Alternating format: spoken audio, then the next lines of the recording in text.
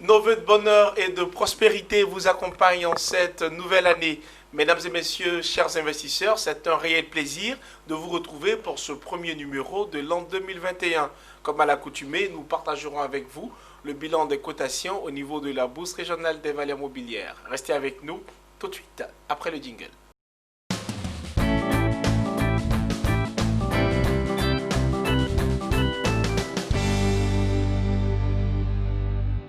Joie partagée de nous retrouver sur le plateau en compagnie de Lodamas, notre spécialiste des marchés financiers. Bienvenue et bonne année à vous. Merci Daniel, bonne année également à vous. Merci.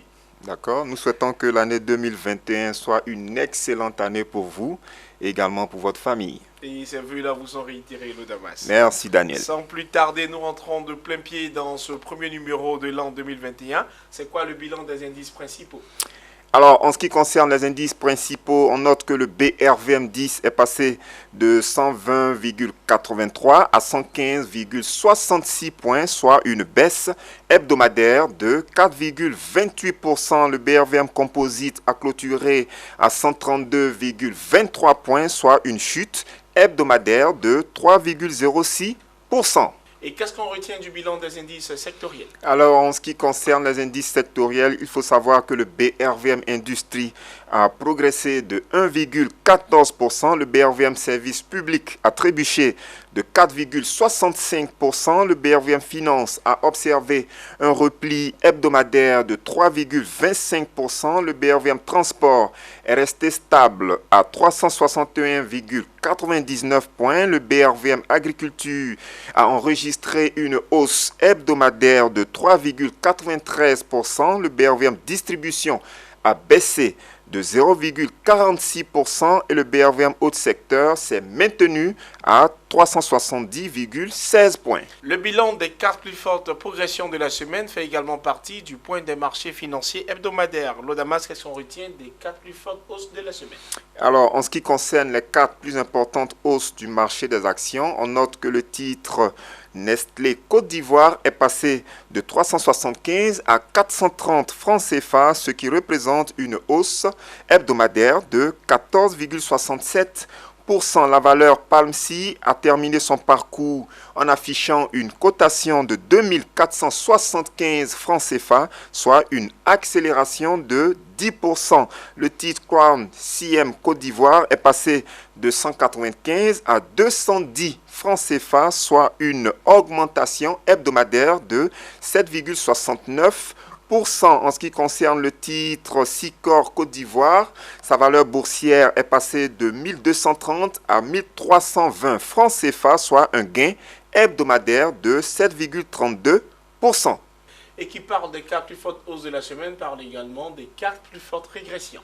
Alors, en ce qui concerne les baisses, il faut noter que le titre BCC est passé de 6 000 à 4 900 francs CFA, soit une chute hebdomadaire de 18,33%. La valeur NCA Bank Côte d'Ivoire a clôturé à 4 095 francs CFA, soit un repli hebdomadaire de 14,86%. Le titre Neiseda Côte d'Ivoire est passé de 215 à 190 francs CFA, soit une régression hebdomadaire de 11,63%. Et on termine avec la valeur Filtisac qui est passée de 1450 à 1350 francs CFA, ce qui représente une décote hebdomadaire de 6,90%. Mesdames et messieurs, vous êtes sur Business 24 Africa et vous suivez Business Matin Spécial Bourse. L'émission se propose de partager avec vous le bilan des cotations au niveau de la Bourse régionale des valeurs mobilières pour la semaine allant du 11 au 15 janvier 2021. Hormis ce point des marchés financiers, la rédaction se propose également de partager avec vous quelques conseils pour mieux entamer cette année boursière en compagnie de nos spécialistes des marchés financiers, Lodamas. Alors Lodamas, Oui. Nous sommes en 2021. L'année a démarré. Oui. Quelques conseils qu'on peut partager avec nos téléspectateurs. Alors, nous sommes dans une nouvelle année boursière et à notre humble avis, il serait intéressant que les investisseurs prennent de nouvelles dispositions. D'accord. Parce qu'en fait, nous revenons de très loin. L'année 2020 a été une année très éprouvante au niveau économique au niveau même des marchés financiers. On rappelle que le BRVM10 a observé sur toute l'année 2020 une baisse de plus de 12%. Quand on prend également l'indice BRVM Composite, il a clôturé l'année avec une performance de moins 8%. Donc, quand vous observez les statistiques, depuis 2018, je vais dire, les performances boursières de la Bourse régionale des valeurs mobilières ne sont pas vraiment reluisantes. Donc, on observe une tendance baissière au niveau donc des différents indices de cette plateforme boursière, et il serait intéressant que les investisseurs prennent de nouvelles dispositions afin que l'année 2021 soit vraiment une année rentable pour tous ceux-là qui seront très actifs au niveau donc de la place boursière de la BRVM. Et justement, c'est de ces dispositions qu'on va parler. Alors, donc, il nous semble important de partager autour de 5 petits conseils avec les différents téléspectateurs, avec les différents investisseurs. Et donc, en termes de premiers conseils que nous pouvons donner, il serait intéressant donc que les investisseurs amorcent l'année boursière 2021 avec une certaine rage de vaincre. D'accord. 2020 a été très éprouvante pour tout le monde. Il ne faut donc pas démarrer l'année 2021 comme si de rien n'était. Ok. Donc, en termes d'étapes psychologiques, il faut avoir une mentalité de vainqueur, une mentalité d'investisseur qui veut vraiment, entre griffes, il faut être déterminé. Il faut avoir un esprit de vouloir, en quelque sorte, en découdre avec le marché. Okay? Cela est très important. Votre étape psychologique en tant qu'investisseur va certainement déterminer la performance de votre portefeuille au cours de l'année. Donc, en termes de prédisposition que chaque investisseur devrait avoir, nous pensons donc qu'il va falloir amorcer l'année 2021 comme une année de revanche au niveau des marchés. OK? Bien noté. Première disposition d'esprit donc à prendre au niveau des investisseurs. Là, le deuxième conseil, Daniel, que nous pouvons donner, il faut changer de mentalité, Daniel. D'accord. On n'investit pas en bourse pour aller jouer, excusez-moi. OK? Donc, il va falloir faire une claire différence entre les joueurs et les investisseurs. Alors, vous parlez de jeu dans un cadre d'investissement en bourse. Oui. On a bien envie de savoir, c'est quoi la différence entre un investisseur et un joueur dans ce cas? Alors, certaines personnes, je veux dire, abordent les marchés financiers comme étant des casinos, comme étant des jeux de hasard. Okay? Certaines personnes ne prennent pas suffisamment conscience que lorsqu'on va en bourse, on va en bourse pour investir, on va en bourse pour rentabiliser ses revenus. Pour gagner de l'argent. Pour gagner de l'argent. Donc, il y a une claire différence entre les personnes qui ont une mentalité de joueur et les autres personnes qui ont beaucoup plus une mentalité d'investisseur, j'ajouterais chevronné. C'est quoi la mentalité des joueurs en question? Alors, ceux qui jouent en bourse, comment est-ce qu'ils réfléchissent? Ceux qui jouent en bourse vont très souvent vous dire que on investit son argent en bourse quand on n'a pas vraiment besoin de cet argent-là.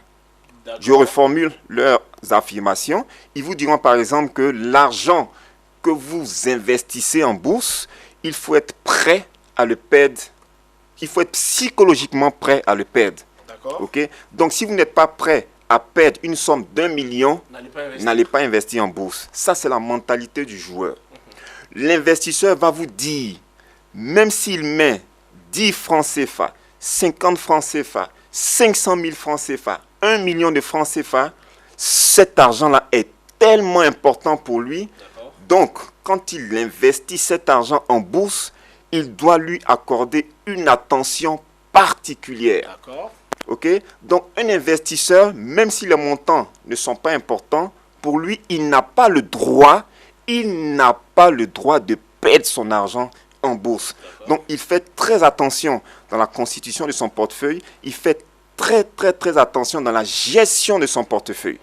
Donc, il n'est même pas prêt à perdre de l'argent. Pour lui, la perte n'est même pas une option dans sa démarche d'investisseur. Vous voyez? Donc, le joueur est prêt à perdre son argent en bourse. L'investisseur n'est pas du tout prêt à perdre son argent en bourse. Vous voyez que les mentalités Voilà, les mentalités sont totalement différentes. Donc, nous encourageons les investisseurs de l'espace UMOA, en tout cas tous ceux qui interviennent au niveau du marché de la BRVM, à réfléchir comme des investisseurs et non pas comme des joueurs. Et inviter également ceux qui jouaient à devenir authentiquement des investisseurs. Par exemple, je donne encore une autre caractéristique des joueurs. Vous allez voir certaines personnes qui, lorsqu'elles investissent en bourse, elles vous diront qu'elles ont confié leur argent à un gestionnaire de portefeuille professionnel à travers ce qu'on appelle la gestion sous mandat. Okay? Donc, elles n'ont plus le temps d'observer leur portefeuille. Elles se contentent juste de quelques bilans de performance. Lorsque, par exemple, certains investisseurs confient leur argent à des gestionnaires de portefeuille à travers des missions de gestion sous mandat et que ces investisseurs-là estiment qu'ils n'ont pas le temps de suivre leur portefeuille, donc ils préfèrent confier par exemple 1 million de francs CFA à un gestionnaire pour faire tourner ce portefeuille pour dégager une certaine rentabilité. Ça, c'est une mentalité de joueur, Daniel. D'accord. Ok? Par contre, un investisseur chevronné, il cherche à surveiller son portefeuille. Même s'il souscrit à, j'ai envie de dire, un contrat de gestion sous mandat, il vous confie son argent, mais en même temps, il surveille les performances qui seront dégagées par le gestionnaire de portefeuille. Et l'investisseur lui-même va chercher également à évaluer même les performances même de son gestionnaire de portefeuille pour voir est-ce que ce gestionnaire est performant comparativement au gestionnaire qui peut-être opère dans une autre SGI. Vous voyez. Et vous allez voir que l'investisseur chevronné va confier une partie de son argent au gestionnaire professionnel. Okay? Et cet investisseur-là va lui-même conserver une petite partie de son argent pour essayer, j'ai envie de dire, de pratiquer une gestion personnelle. Et au terme de cette gestion, il va comparer la performance de son portefeuille à la performance qui a été dégagée, par exemple, par son gestionnaire dit professionnel. Vous voyez. Donc, l'investisseur chevronné, lui, il va prêter attention à son portefeuille, il va surveiller son portefeuille, il va chercher à maîtriser parfaitement les titres dans lesquels il investit, pendant que l'investisseur qui a une mentalité de joueur va simplement confier son argent à des professionnels et attendre que ces derniers dégagent une certaine performance. Okay? Donc, pour terminer avec les joueurs et les investisseurs, nous encourageons vivement tous ceux qui interviennent sur la place boursière de la BRVN à beaucoup plus raisonner comme de véritables investisseurs. Il faut accorder de l'importance aux revenus que vous investissez au niveau du marché de la bourse. Il faut surveiller votre portefeuille vous-même. Il faut évaluer votre gestionnaire de portefeuille au cas où vous souscrivez précisément à une gestion sous mandat. Okay? Et il faut connaître parfaitement les sociétés, les titres dans lesquels vous investissez. Le troisième conseil, Daniel, que nous souhaitons donner aux téléspectateurs, c'est qu'en 2021, Daniel, vous n'avez plus le droit d'investir par hasard. Il vous faut un style d'investissement. OK? Qu'entendons-nous concrètement par style d'investissement? Le premier style d'investissement, vous pouvez par exemple être un spéculateur. C'est-à-dire, quand vous investissez au niveau de la BRVM, précisément au niveau du marché des actions, vous achetez des titres, vous les conservez sur une courte période et vous les revendez de sorte à dégager une marge qu'on appelle la plus-value. Donc, quand vous investissez de cette façon, on dira que Daniel est un spéculateur. Là, il s'agit du premier style d'investissement. Le second style d'investissement, c'est ce qu'on appelle l'épargne. Vous achetez des titres sur le marché des actions, vous les conservez sur une longue période, sur au moins 12 mois, okay? Et au terme de cette période, vous allez encaisser ce qu'on appelle des dividendes si les sociétés dans lesquelles vous investissez décident de partager des dividendes à leurs différents actionnaires. Donc, celui qui épargne vise beaucoup plus le long terme, celui qui spécule est très porté sur le court terme. Le troisième style d'investissement, Daniel, c'est le style mixte. C'est-à-dire, vous pratiquez à la fois la spéculation et l'épargne. Et lorsque vous êtes un investisseur qui pratique le style d'investissement appelé le style mixte, il serait intéressant pour vous, Daniel, d'avoir deux comptes titres totalement différents. Ok. Et si possible, même des comptes titres ouverts dans des SGI totalement différentes. Dans le cas d'espèce, ça peut être quoi l'avantage? L'avantage, c'est que cela va vous permettre de mieux évaluer chacun de vos portefeuilles. D'accord. Vous allez ouvrir un compte titre qui va vous servir spécifiquement qui va servir spécifiquement à vos opérations de spéculation. Et le second compte titre va servir à vos opérations d'épargne. D'accord? Parce que lorsque vous avez un seul portefeuille et que vous pratiquez en même temps la spéculation et l'épargne, si vous n'avez pas des connaissances pointues en finance de marché, il vous sera très difficile d'évaluer correctement la performance de votre portefeuille. Vous comprenez? Donc, en 2021, Daniel, quand vous allez commencer à investir à la BRVM, je vous en supplie, ayez un style d'investissement clair. Il n'y a pas de problème. Les investisseurs, c'est également pour vous. Alors, le quatrième conseil, Daniel, il est important pour chaque investisseur actif à la BRVM. Il est important donc pour cet investisseur-là d'avoir sa base de données. Vous êtes un investisseur, l'investisseur se nourrit d'informations financières. Il faut avoir votre base de données. Il faut avoir des informations fraîches sur chaque titre, sur chaque société dans laquelle vous investissez. Sur le site de la BRVM, vous allez voir, il y a des états financiers qui sont téléchargeables, il y a des communiqués, il y a beaucoup d'informations que les investisseurs ont intérêt à télécharger et à sauvegarder. D'accord? Au niveau de la presse économique également, il y a des dossiers sur certaines sociétés cotées, des banques, des sociétés industrielles, etc. Quand vous voyez qu'il y a un gros plan sur une entreprise cotée à la BRVM, il faut prendre votre courage pour acheter ce support médiatique, pour acheter cet organe de presse, lire profondément l'article et puis conserver cet article-là précieusement. Donc, chaque investisseur est encouragé à avoir sa propre base de données. Cela est très important et cela vous permettra d'être très efficace au niveau des différentes assemblées générales. Le dernier petit conseil que nous nous permettons de donner aux téléspectateurs, quand vous êtes un investisseur, il faut vous concentrer sur votre portefeuille. Il ne faut pas forcément chercher à imiter la stratégie d'investissement de Daniel. D'accord. Ok, il faut vous concentrer sur votre portefeuille. Ne cherchez pas à copier le portefeuille d'autrui. Ne cherchez pas forcément à appliquer des recommandations que vous entendez ça et là. Il faut vous concentrer sur votre portefeuille. Il faut comprendre le marché. Il faut vous fier à votre stratégie. Il faut vraiment maîtriser parfaitement les titres dans lesquels vous investissez. Donc, le style d'investissement, il est personnel. La stratégie d'investissement, elle est personnelle. Le portefeuille boursier est individuel. Ne vous laissez intimider par qui que ce soit. Okay? Concentrez-vous sur votre portefeuille. Concentrez-vous sur vos objectifs de l'année 2021 en termes d'investissement. Okay? Et veillez à ce qu'au terme de l'année boursière 2021, votre portefeuille puisse refléter des performances extraordinaires. Alors, Damas, vos conseils sont tellement riches, mais on comprend quelque part qu'il faut quand même bénéficier d'une certaine culture boursière.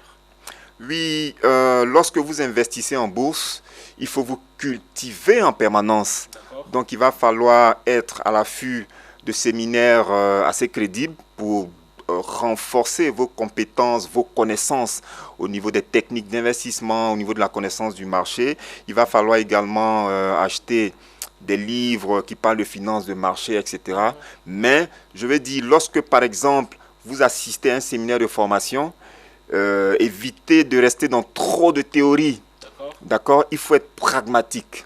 Donc, donc, il va falloir faire un tri au niveau de vos formateurs. Un formateur qui n'a aucune expérience pratique en matière d'investissement, moi, je doute fortement de la crédibilité d'un tel individu. D'accord? Et en même temps, lorsque vous achetez également des bouquins, que ce soit de la France, de l'Europe ou des États-Unis, les marchés financiers ne sont pas forcément les mêmes. On n'est pas forcément dans le même contexte qu'aux États-Unis ou en Europe. Donc, il va falloir adapter vos connaissances aux réalités du marché au niveau de l'espace UEMOA. Mais j'adhère totalement à ce que vous dites.